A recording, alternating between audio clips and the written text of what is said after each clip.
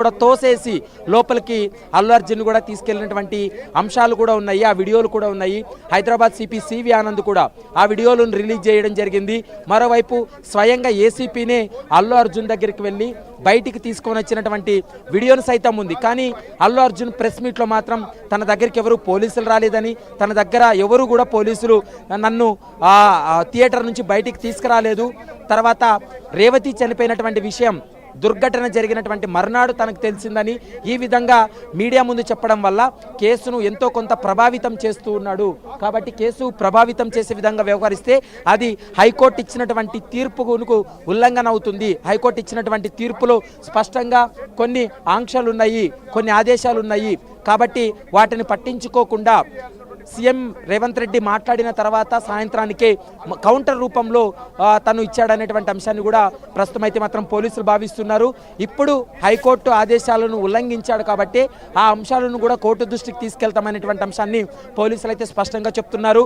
ఇక ఈరోజు రేపు 2 రోజుల్లో అల్లు అర్జున్ యొక్క మధ్యంతర బెయిలును రద్దు చేయాలని కోరేటువంటి అవకాశం అయితే కనపడుతుంది. అల్లు అర్జున్ మధ్యంతర బెయిలు రద్దు చేయాలి, ఎందుకంటే అతని కేసులో చాలా కీలకంగా నిందితుడు. A11గా ఉన్నప్పటికీ కూడా ఇతని ద్వారానే తొక్కిసలాట జరిగింది.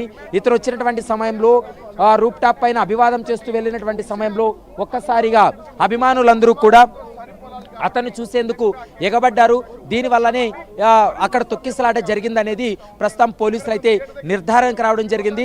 అందులో భాగంగానే ప్రస్తుతం అల్లు అర్జున్కు నోటీసులు జారీ చేసి పూర్తి స్థాయిలో దాదాపు 2 గంటలుగా అతని విచారణ జరుపుతున్నటువంటి సందర్భాన్ని మనం చూస్తున్నాం.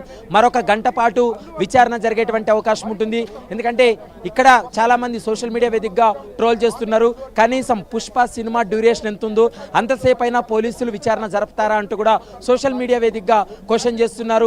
ఇక 2 గంటల పాటు ఇప్పటికే విచారణ పూర్తయింది. మరొక గంట పాటు విచారణ ఉండేటువంటి అవకాశం అయితే కనపడుతుంది. చూడాలి మరి ఇప్పుడు అల్లు అర్జున్ చెప్పినటువంటి సమాధానాలు ఏ విధంగా ఉన్నాయి, పోలీసులు అడిగినటువంటి ప్రశ్నలకు సరైన సమాధానాలు చెప్పాడా, తను నాకు తెలియదని కానీ లేదా దాటవేసే సమాధానాలు చెప్పినా, తనకు గుర్తు లేదనేటువంటి సమాధానాలు చెప్పినా ఖచ్చితంగా పోలీసులు ఇన్వెస్టిగేషన్లో పదే ఆ ప్రశ్నను అడుగుతూ ఉంటారు, ఏదో ఒక సమాధానం చెప్పాల్సి ఉంటుంది. కాబట్టి ప్రస్తుతం అదే దిశగానే పోలీసుల విచారణ జరుపుతున్నారు. 20 ప్రశ్నలు అంటే 20 ప్రశ్నలు అడగడానికి మినిమం ఒక 30 నుంచి 40 నిమిషాల సమయం పడుతుంది. కానీ అతను చెప్పేటంతా కూడా స్టేట్మెంట్ రికార్డ్ చేయాల్సి ఉంటుంది, వీడియోగ్రఫీ స్టేట్మెంట్ రికార్డ్ చేస్తున్నారు. కాబట్టి ఖచ్చితంగా మరికొంత సమయం పడుతుందనేది ప్రస్తుతం పోలీసులు చెప్తున్నారు. కానీ ఆన్ ఇన్వెస్టిగేషన్లో కోర్టు పరిధిలో ఉన్నటువంటి కేసు